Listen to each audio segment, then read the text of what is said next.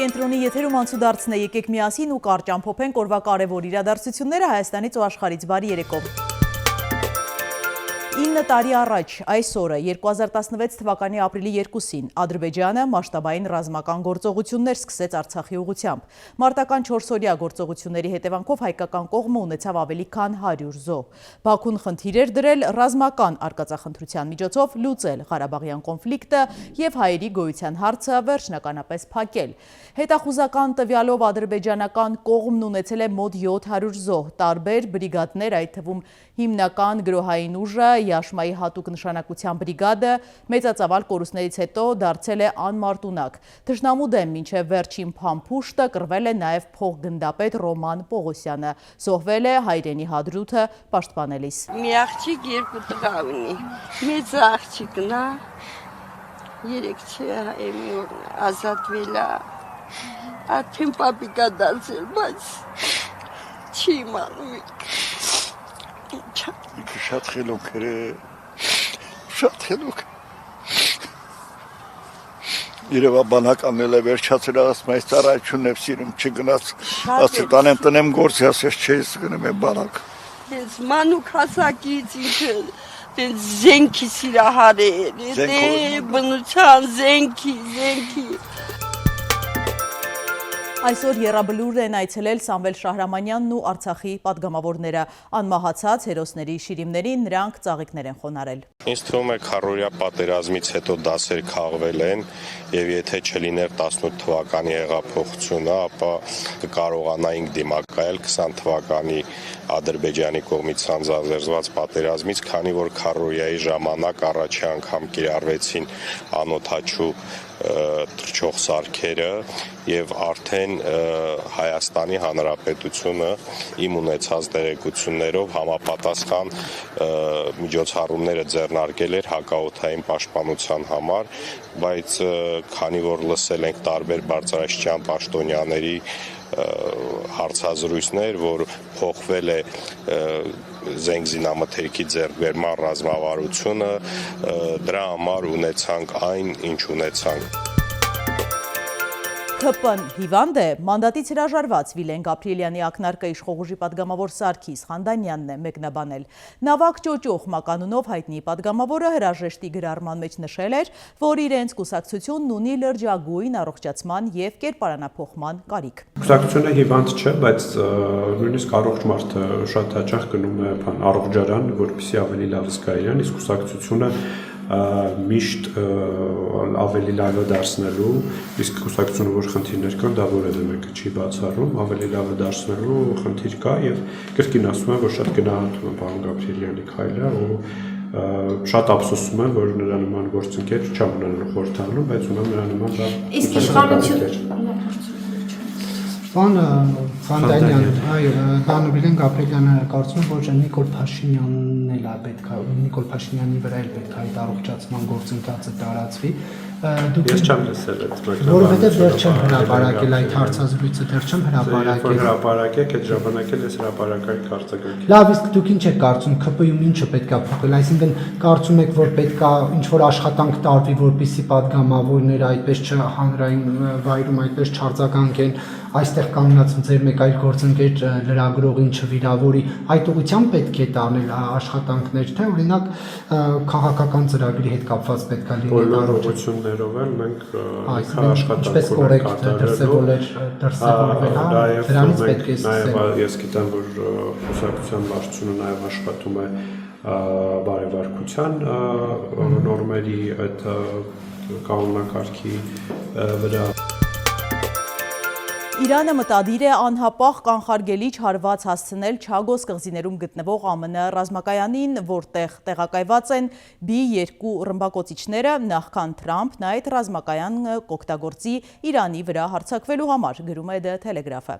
Արտգործնախարար Աբբաս Արաղչին հայտարարել է, որ Իրանը վերահաստատում է, որ երբեք եւ ոչ մի դեպքում չի արտադրի եւ չի փորձի միջուկային զենք ձեռք բերել։ Օրերս Իրանը մերժել է ԱՄՆ նախագահի միջուկային ծրագրի շուրջ բանակցելու առաջարկը հայտարարելով, որ կբանակցի միայն երրորդ երկրների միջոցով։ Թրամփը սպառնացել է ռմբակոծել Իրանը։ Քույրը դանակով հարվածել է տնակը հրկիզելու փորձ կատարած եղբորը, դեպքը տեղի է ունեցել Երևանում։ 44-ամյա տղամարդու մոտ կանեփի սերմեր են հայտնաբերվել։ Սարսափելի վթար Թուրքիայի Իմրանել շրջանում շրջվել է ուղևորներով լի ավտոբուսը։ Վթարի հետևանքով մահացել է 2 մարդ, 18-ը վիրավորվել։ Վթարի պատճառն առայժմ անհայտ է։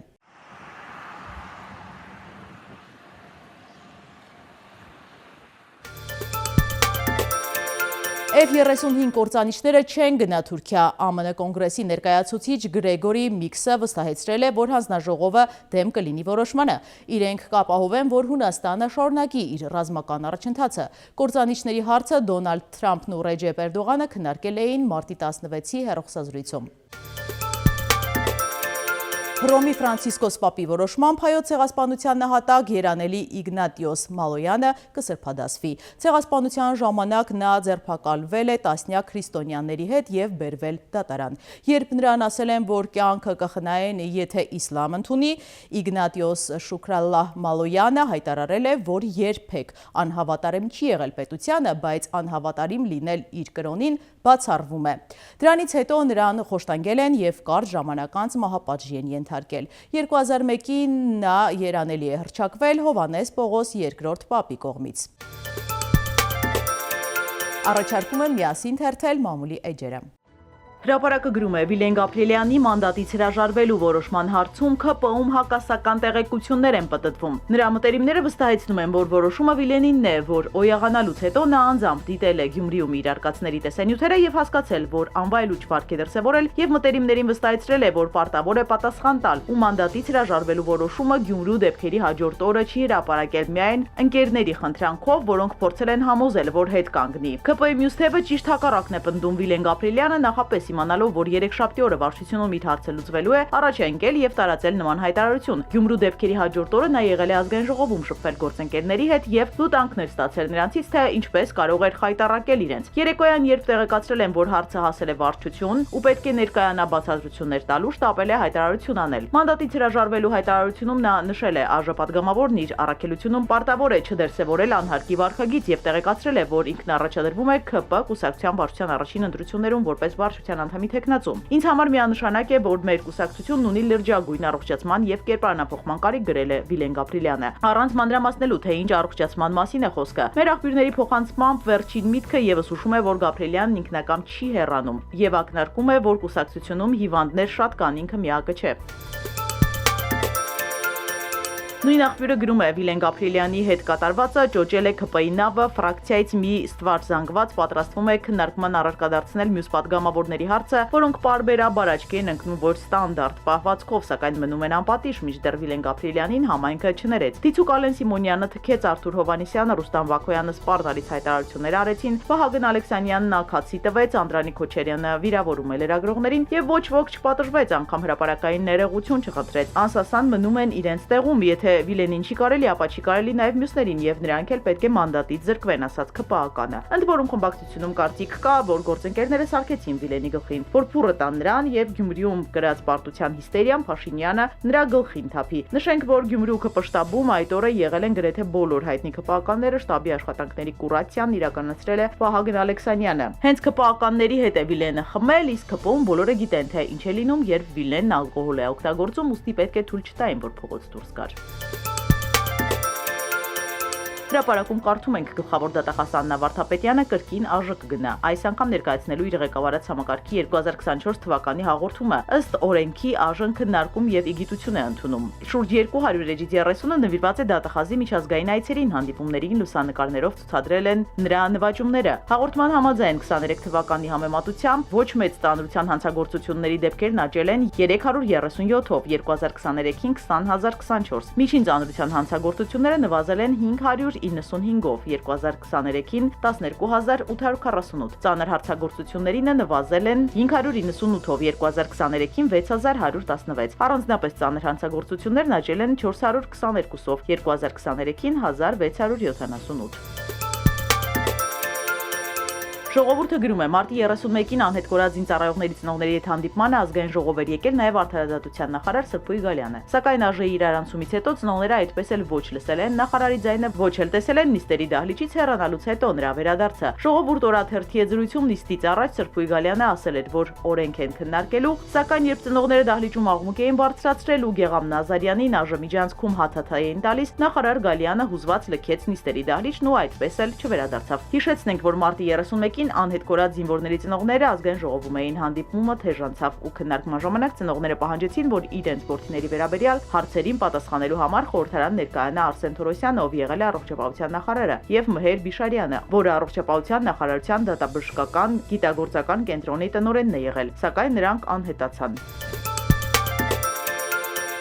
Ժողովուրդը գրում է, արցախցիները հաջորդ շաբաթ նախատեսում են մեծ հանրահավաք իրականացնել, այն ուղղված է լինելու արցախցիների վերադարձի իրավունքի ապահովմանը, Բաքվից գերիների վերադարձին, Արցախում գտնվող նյութական մշակույթի պահպանմանն ու արցախահայության սոցիալական խնդիրների լուծմանը։ Նշենք, որ տրամադրվող սոցիալական աջակցությունը ապրիլի 1-ից գործելու է մասամբ։ Արցախցիները հորդորում են մինչև բնակարանով ժողովրդին ապահովելը պետք է գործի 40 + 10,000 դրամի աջակցությունը, ինչպես նրանք են ասում, այն այս պահին այլընտրանք չունի։ Առաջարկվող բնակարանային ծրագրից բռնի տեղահանված մեր հայրենակիցները եւս դժգոհ են։ Կառավարության կողմից առաջարկվող բնակարանային ծրագրից արցախցիների դժգոհության մասին են փաստում անգամ ծրագրերից օգտվողների եւ դիմողների թիվը։ Այսօրվա դրությամբ բռնի տեղահանված արցախցիներից հավաստագիր է ստացել շուրջ 3%, բնակարան է ձեռք բերել 0.2%։ Արցախցիները համարում են, որ պետության կողմից առաջարկվող բնակարանային ծրագիրը լավ արդյունք չի կարող ունենալ եւ նպաստելու է միայն արտագաղթին կամ էլ հենց Հայաստանի ներսում է ներգաղթ տեղի ունենալու։ Գյուղից գյուղ, մարզից մարզ, քաղաքից քաղաք։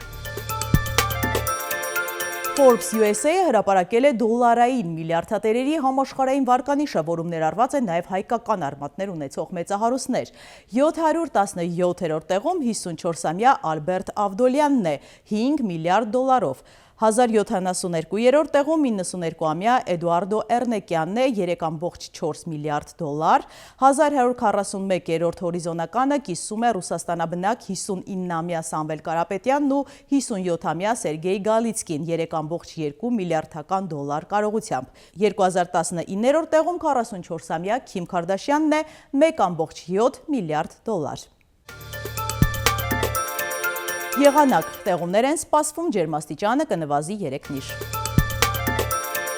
Սիրելի հետևորդներ, եկեք կատարենք մի քանի պարզ քայլ մեր YouTube-յան ալիքը զարգացնելու համար։ Ձեզանից մի քանի վայրկյան է պահանջվելու։ Հավանում եք այս հաղորդաշարն ու բաժանորդագրվում։